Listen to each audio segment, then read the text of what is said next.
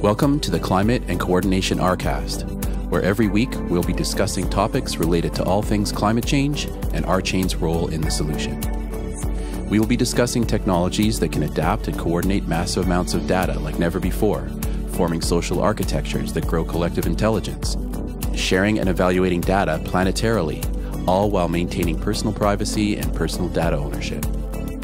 A new decentralized economy is forming as we move from the third industrial revolution, digitization, to the fourth, decarbonization. By building a co-op, built on a correct by construction, concurrent, scalable solution, our chain is structured to build out the new technology that will be required for a flourishing regenerative planet.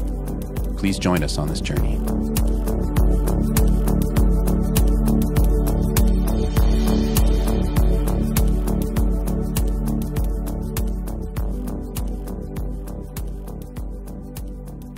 Okay, thank you everybody for joining this week's Climate and Coordination RCast, and I'm hearing that Steve has a special announcement to make.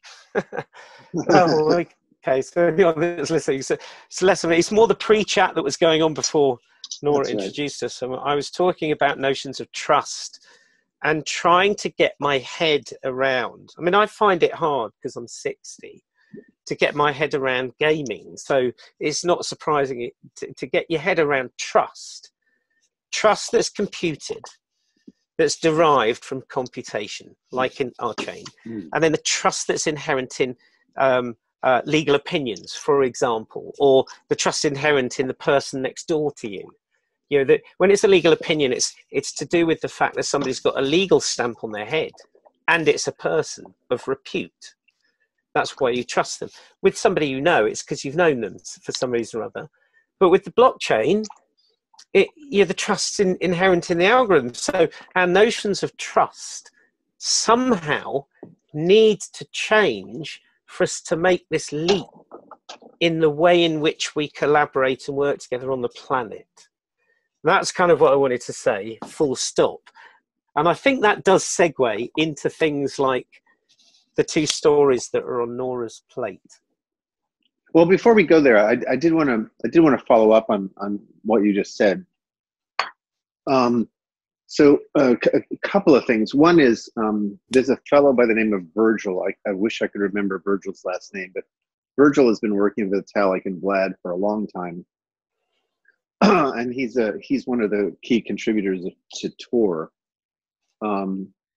And he's also been working on smart contracts in the legal sense. So trying to generate legal contracts and providing a logical language for interpreting and generating legal contracts. So I know Virgil at the end of last year got into a spot of trouble around some comments he made that made the State Department very uncomfortable.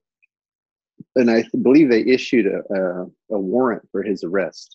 And the blockchain community got very upset about this because, I remember the State Department said that no U.S. citizen should attend a particular blockchain conference. And Virgil, who has been a resident in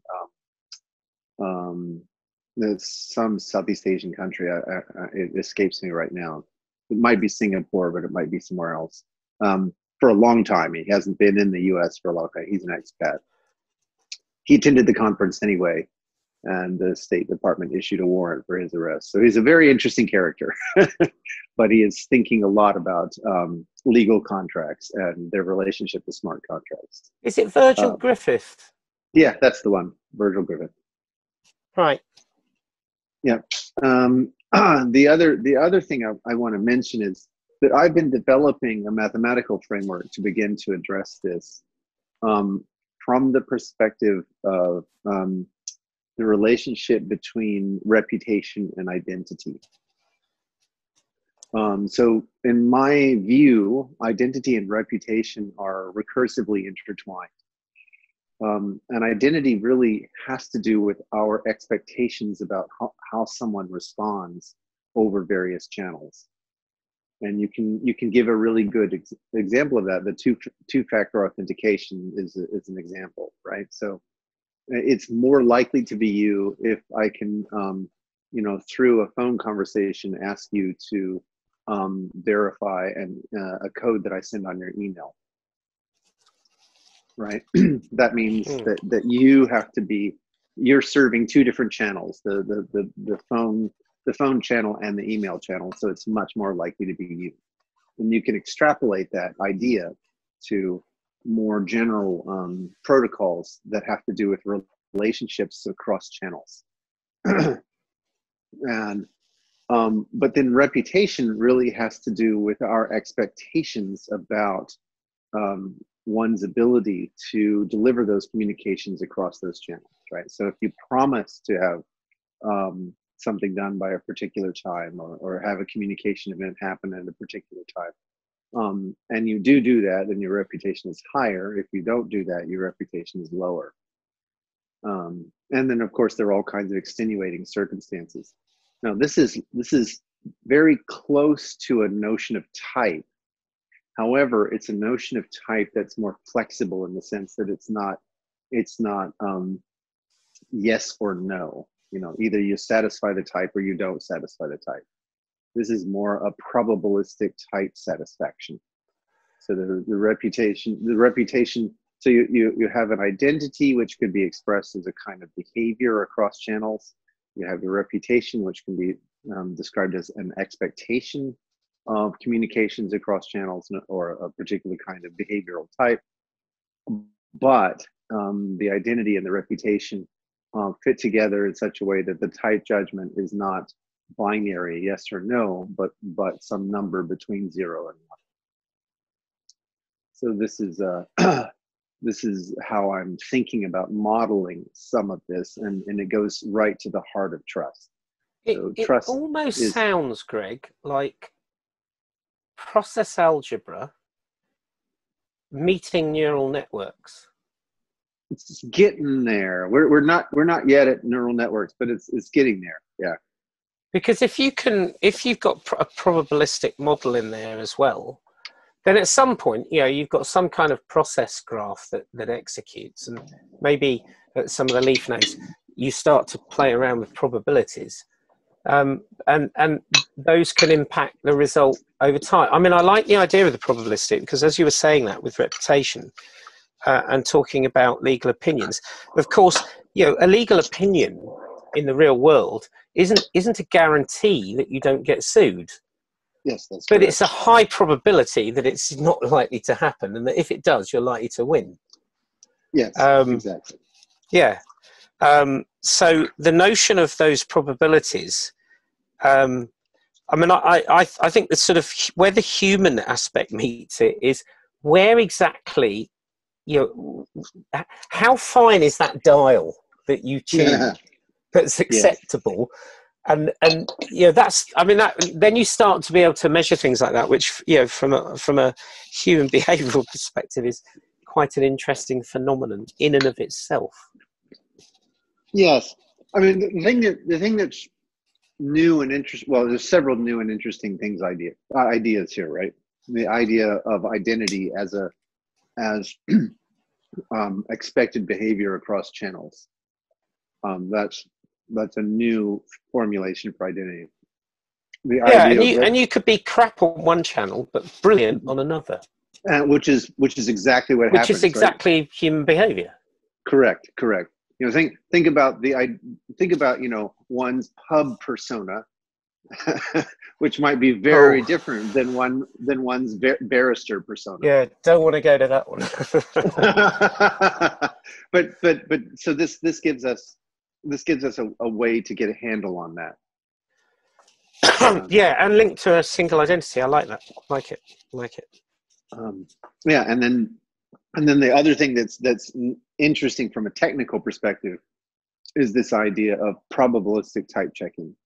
So it's not either or, but rather that you have some degree of confidence that the thing is of this type.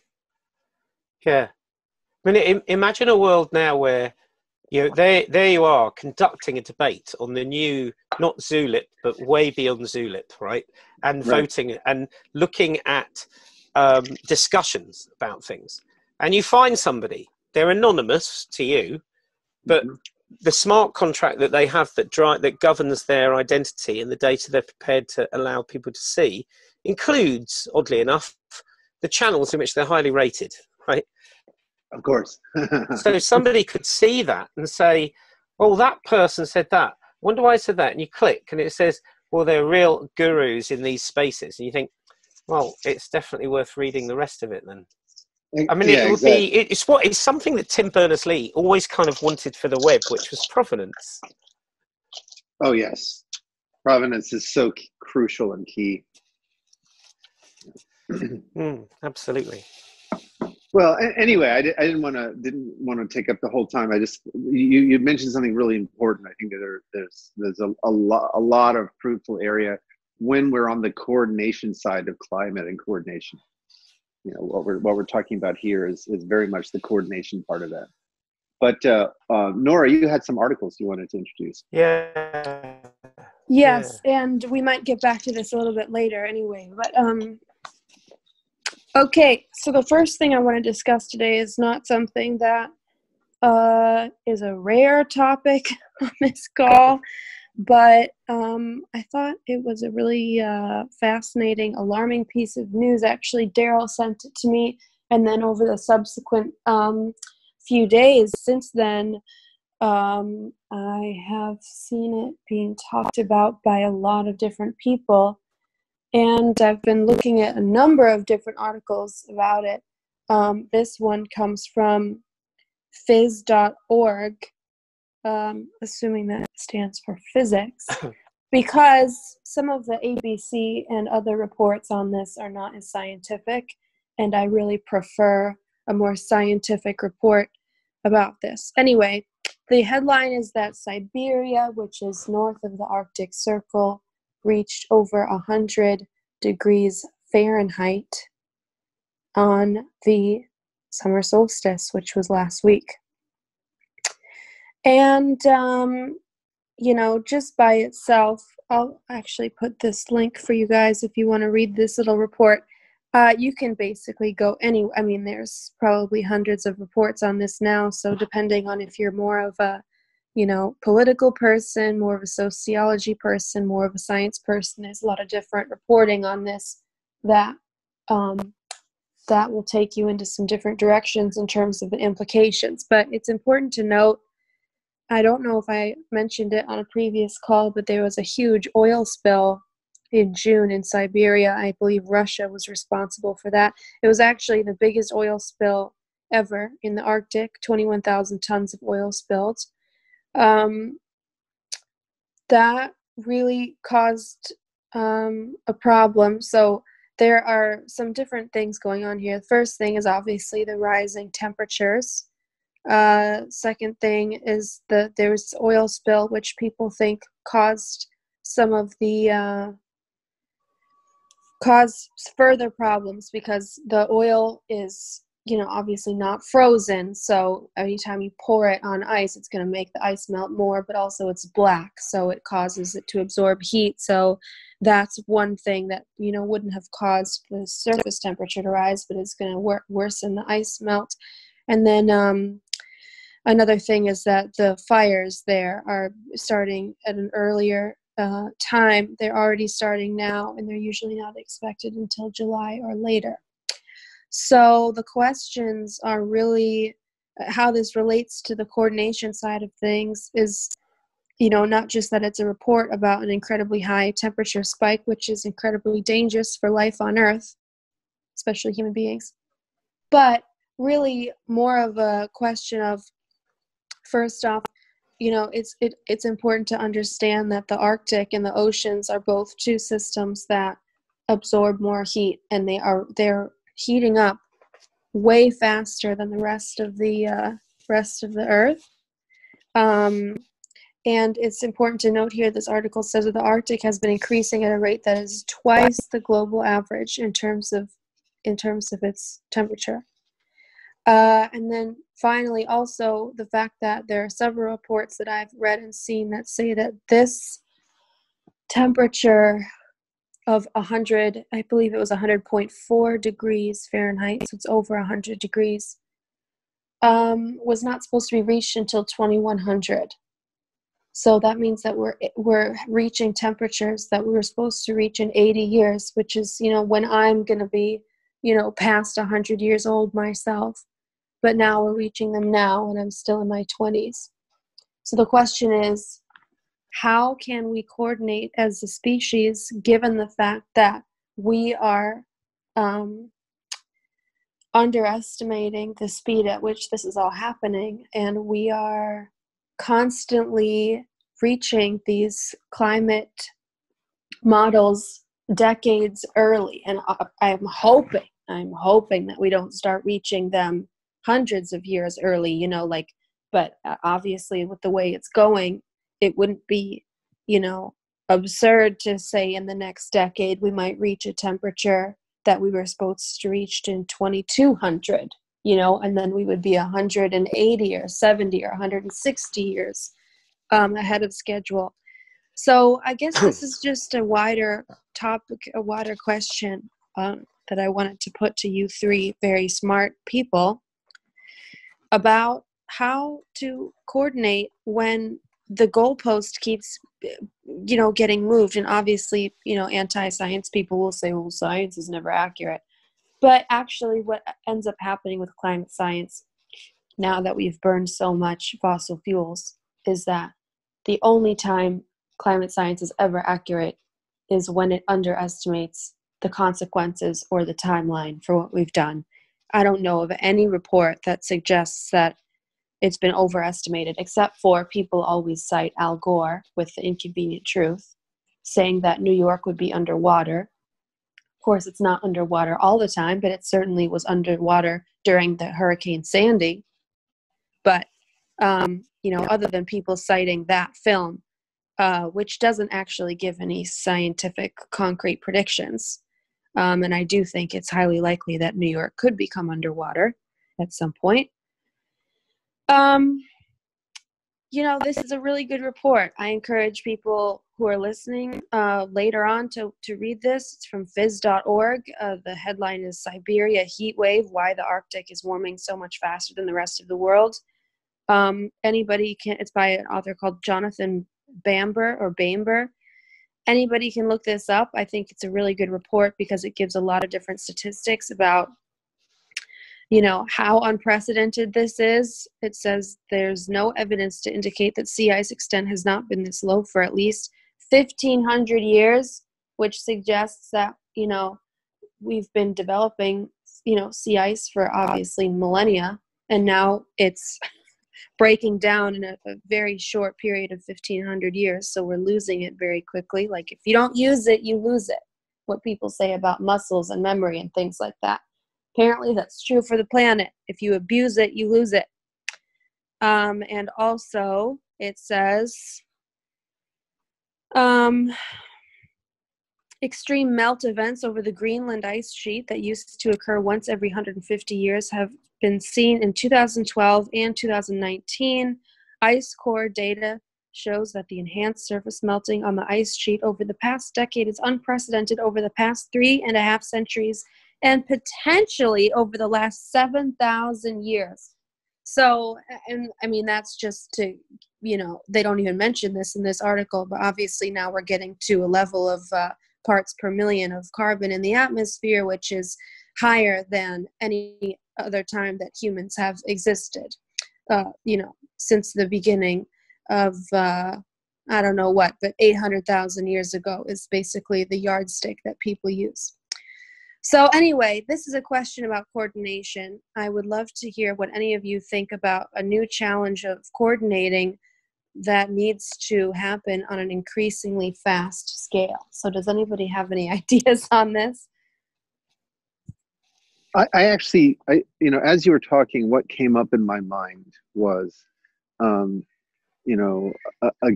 the relationship between downtime and cleanup. The more we can affect downtime like we've had with the lockdown, the better I think we're going to be. But then the other thing that showed up was the connection between that and automation.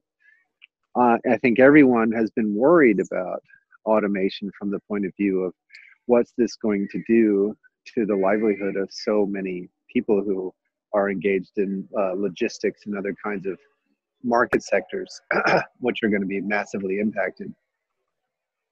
But if we can get around the social aspects of people don't necessarily have to work to live, then automation may have a significant impact on being able to increase the total amount of downtime.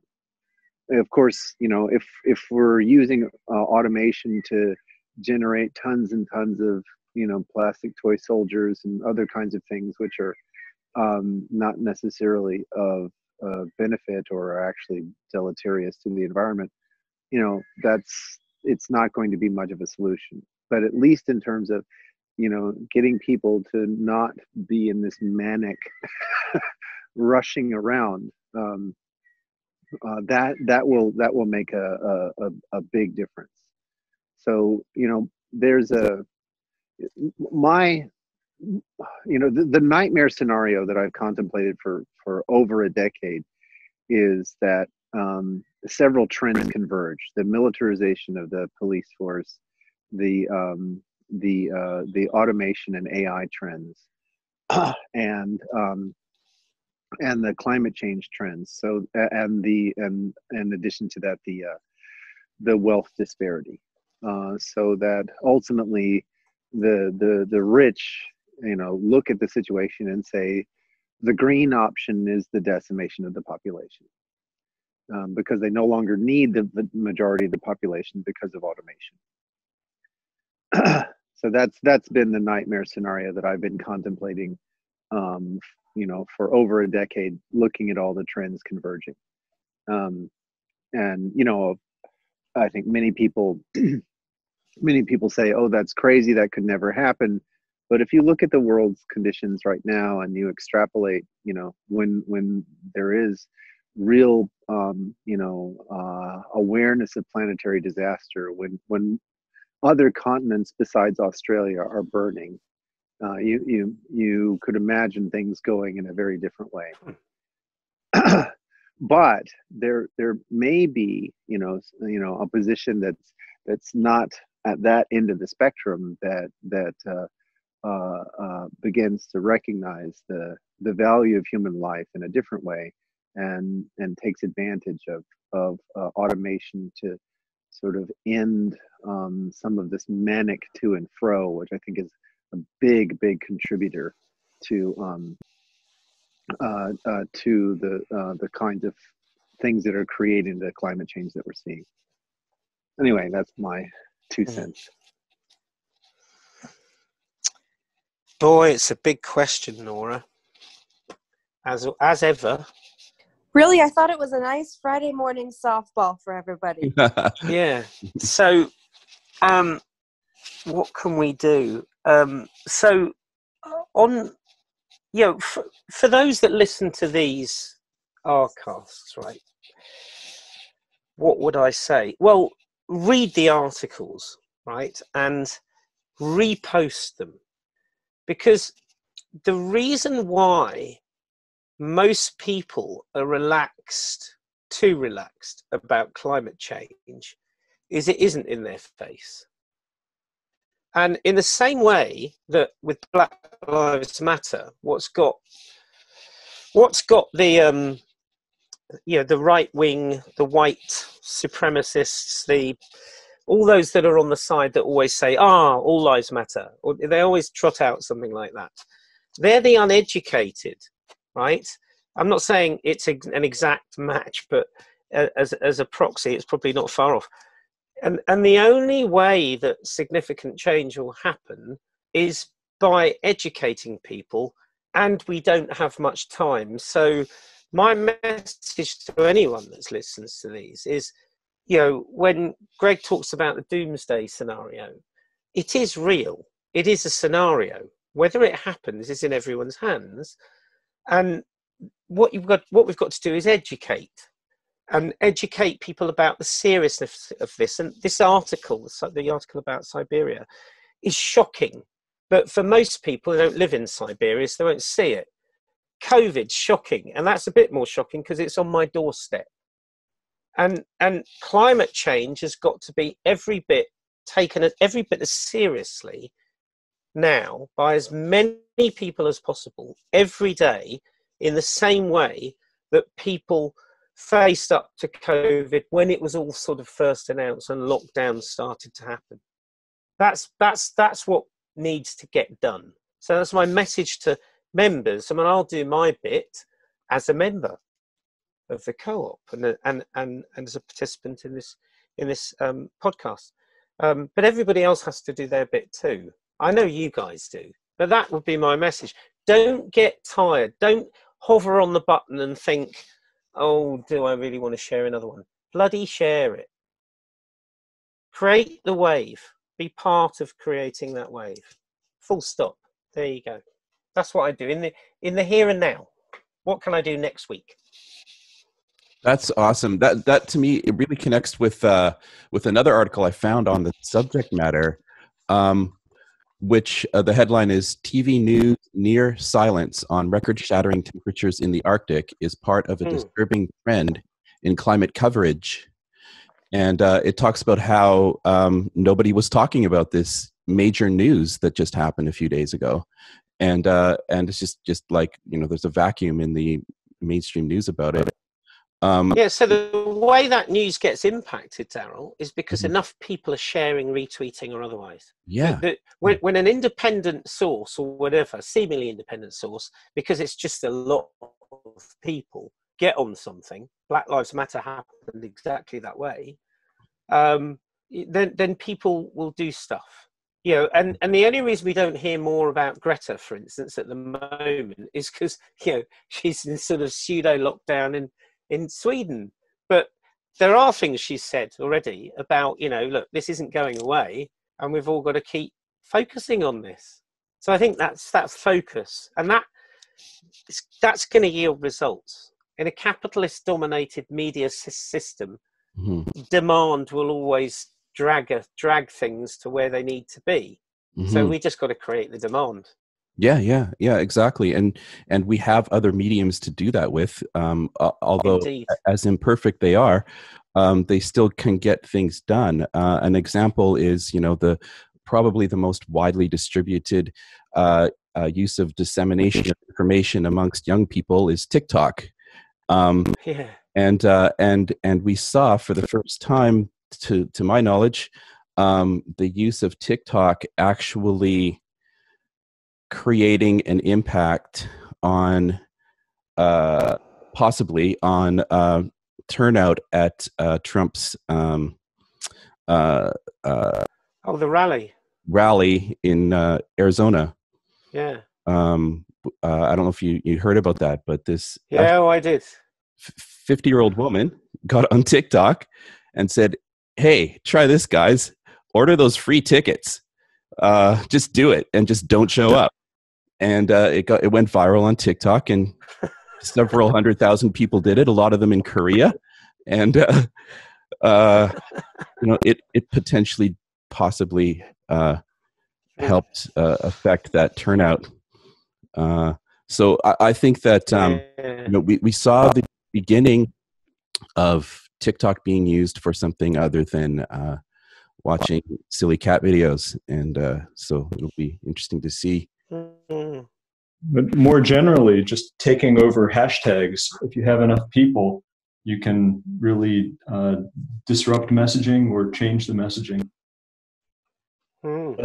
That's what happened in this example, where there were a couple Trump-related hashtags, and I think the K-pop community was large enough that they could start messaging referencing those same hashtags, and they just drowned out the original users of that hashtag. Well, I mean, that's obviously, shows the power of the internet or a community, I guess, to get together. But I don't I don't know if I connect that very much to the climate. I think for climate awareness, that's, important. Obviously, people should be sharing these stories. Completely agree with that. But,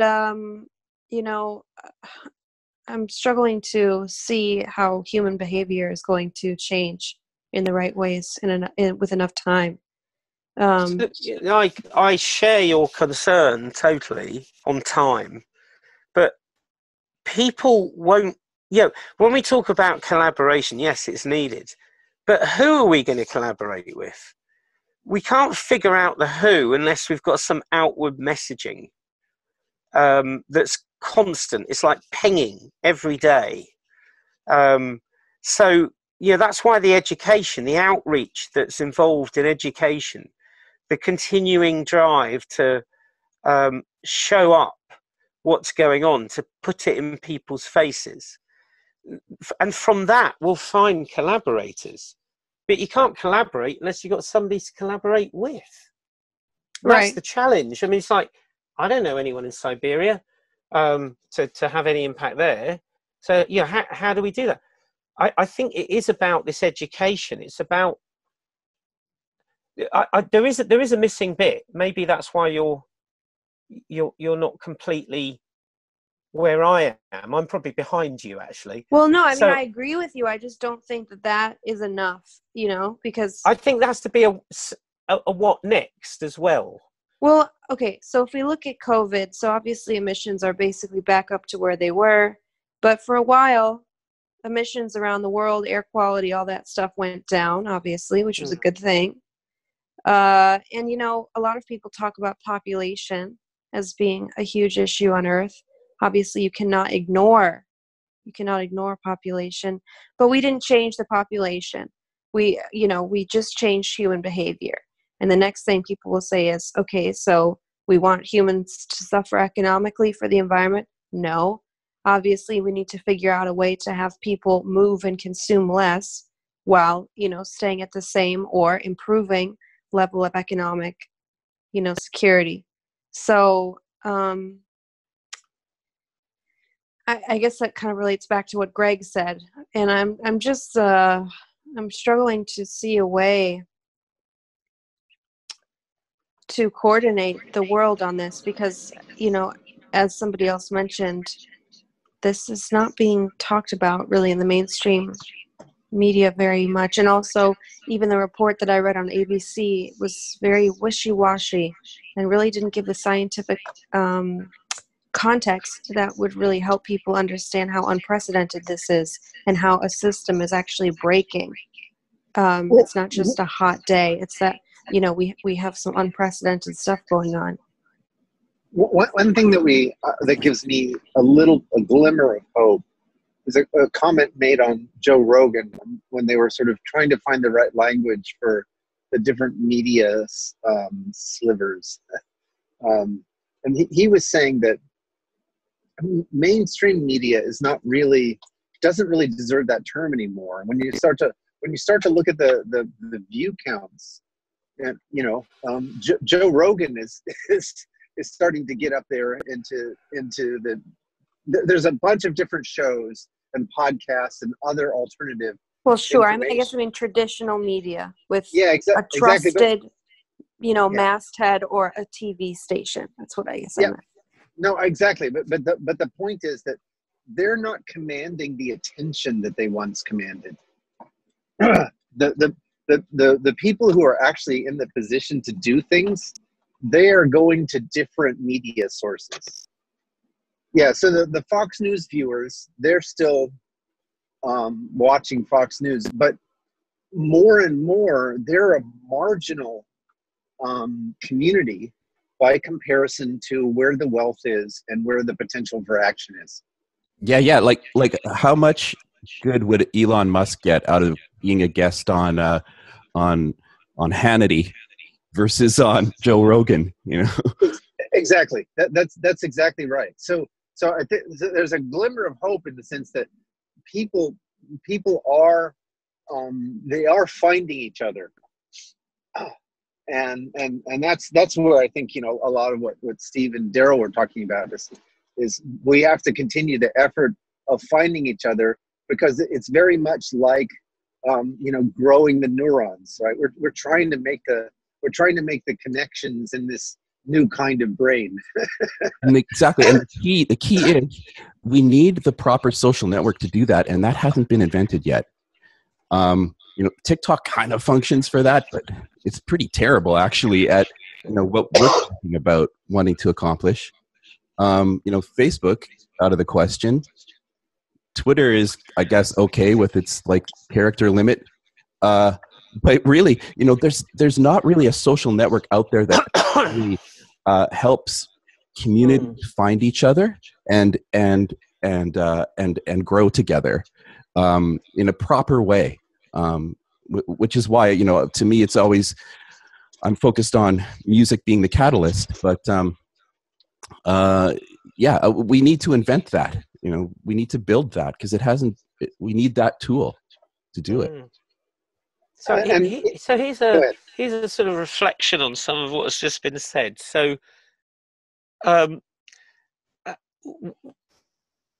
we need change, quite radical change. And when you look back in history as to how change has happened and who has usually caused it from a demographic perspective, it's generally younger people, right? So here's some controversy into the argument or the discussion that we're having.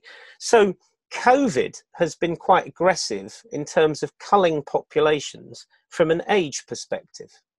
Demographically speaking, most people who are more likely climate deniers or rather slow to move in that direction of understanding that there's climate change are more likely to be old than they are young. Younger people see it, are out there, and they're much more. So maybe, bizarrely enough, that after this viral thing, COVID-19, that it will rebalance the way in which humanity sees itself, and it will be younger dominated.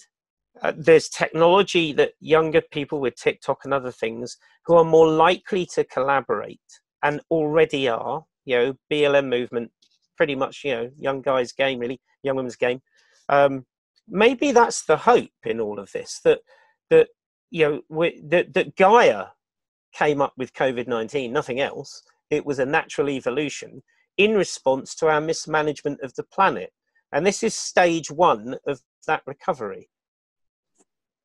That's discussed sometimes around the internet, but usually is casted down to kind of like an eco-fascist idea of society, which...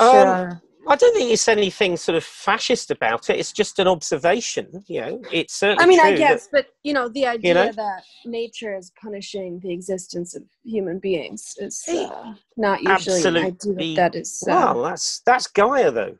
That is Gaia. That is the Gaia theory of James Lovelock. That it's a system, and no one part is more important than any other. It's a direct result of human beings disrupting natural systems, obviously, because most of these diseases come from places that humans, really shouldn't have, not to say have contact with, but shouldn't be exploiting on that level. So I think it's more of a scientific result, but. Yeah, it's hard to know because we don't really know the origins of COVID-19. Well, we do know that the more that we cut down forests and invade certain places and traffic species and do all this stuff, the more of these diseases come, that's for sure. And that's completely predictable from a Gaiaist perspective. Yeah, fair enough. But could with be respect, both. I think I would have to say, with respect to your concerns, Nora, I hate to say it, but we've crossed the threshold. I think was David Wallace Wells, is that the writer? I think he has also observed this. We're now going to be dealing with the consequences. Right, that's right. The rectification is now going to be much longer than it could have been had we nipped this in the bud. And I'm not doing this to try to prevent climate change. I'm doing this to be able to empower people to be able to respond to the consequences, which will be severe and very, very challenging. So that's why I participate in these calls, and why I founded RChain. There's no more. The evidence is overwhelming that we passed the threshold a long time ago, and there's not a lot of. It's going to take a long time to get things moving in a regenerative direction, and what we have to do is hope that we can support as many as possible through these very, very tough times that are going to unfold. That said, we can definitely soften the impact with some very specific actions, and I cannot stress enough the importance of ceasing the manic activity. It's just, and again, it has an analog in our personal lives. I know that when I was able to shift the organization of my life to something that was slower and not as manic, in very specific ways, it had tremendous impact in terms of clarity of thought, effectiveness of action, not having to chase negative unintended consequences of my behavior. All of those kinds of things, are directly related to a particular kind of slowdown. And of all the things that we might do, just slowing down as a culture that's currently on the face of planet Earth, that would be one of the most effective things we can do. And I think that we have lots of evidence for that. Oh, I'd love to be the sloth of Billsborough Barn. It's like we have to kind of reinterpret the word progress. It's like, what does progress really mean? To most people, I think progress means expansion. I think you have to reinterpret the word value. What do you value? So do you value progress, or do you value happiness? See what I mean? It's value. Mm-hmm. If you count the right things to put value, give a number to value. So if you counted trees as a value, right?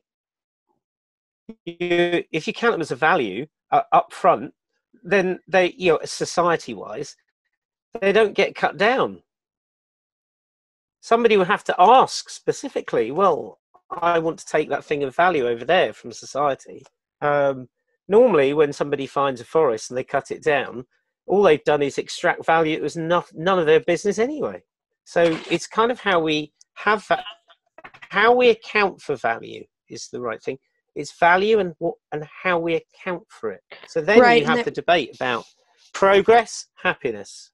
Right. Well, and there's a lot of really great writing about, the actual worth of a whale that is alive versus a whale that is dead, or a tree that's alive versus a tree that's dead, and kind of two columns. What you can get from a living whale is worth a lot more than just, what you can get from a dead whale, which is a pile of cash. Man, if you ever find that reference, send it to me. Oh, sure. Yeah, I'll find it. It's been talked about quite a bit. I love that one. We have a few minutes left, and I don't know if Daryl wanted to ask I know you had some technical questions you wanted to ask. I don't know if, excuse me, if there's enough time right now, but if you want to do that, you could. I think my technical questions would probably spawn like a 2.5 hour answer. So, what's to say we can have a cliffhanger, yeah? Yeah, and I was actually thinking maybe I have some like really layperson technical questions that might be better suited for the Wednesday RCasts. Like maybe it might be interesting to have like a dumb guy like me come on and talk to you and Christian and Isaac and just like ask some really stupid questions. I think that would be an excellent idea, actually.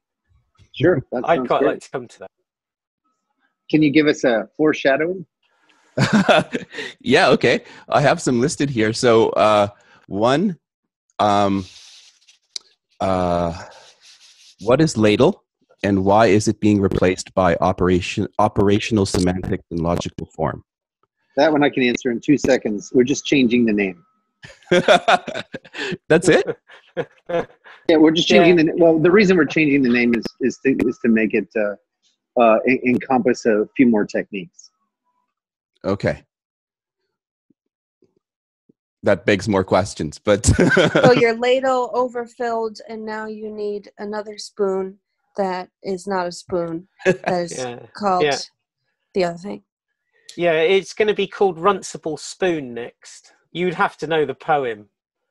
I don't. Neither do I. Really? The Owl and the Pussycat went to sea. Oh, I do know that one. Yeah, sure. I used to read that book when I was a kid. Runcible Spoon. There is no such thing. Yes. It's a nonsense phrase.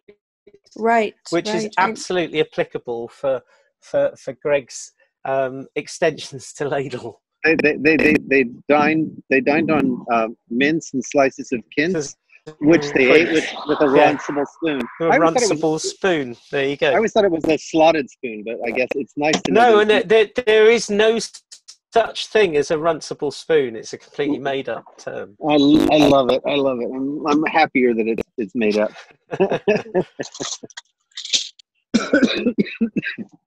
Go on then. You got still 5 minutes to go, so you may as well ask another one. Yeah. Okay. Let's see. How does our chain avoid the huge fees that are plaguing Ethereum? Oh, that's a wonderful question. We've addressed that many times, but I'm happy to speak to that on a future podcast. Okay.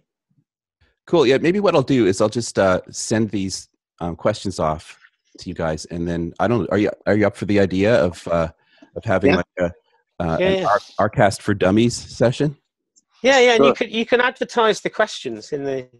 It's more likely to draw people because they'll be saying, "Oh, I wish I'd asked that question."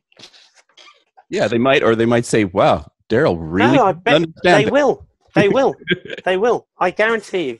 You'll be surprised at how many people will ask the same question. Okay, I just also put the link in the chat, Steve, if you want it. There's a nice National Geographic article that talks about weighing the cost of all this stuff. Yes, there's also a bunch of really great articles that discuss trees, but the whale one is really quite interesting to me because whales do a lot more for the ocean than we really realize. And apparently they're worth about $2 million a piece. But when you look at all the stuff that they do for the world and the ocean and the climate, actually that seems to be incredibly low cost considering they live such a long time. And then there's obviously the morality factor, which doesn't have a price tag on it. So you have to like factor in the life cycle value of a whale.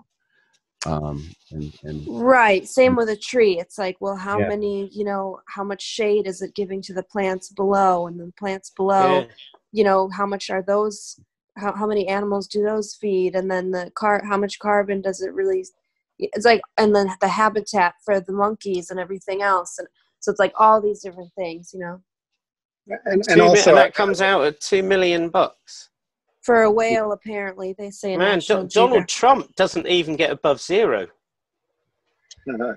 I would also point out that this is again the valuation is based on a perspective that we're still opening up. Like trees, it's been in the last decade that we've really understood how networked they are. Right. Yes. So it's never just one tree. Well, and the whales too. Yeah, exactly. I was about to make that exact same point. But speaking of networks, we've got about 2 minutes, and I did want to say I've been reaching out to someone I know who is a well-known photographer who is now looking for different venues and platforms to begin to have the conversations that are necessary. So Sarah Takako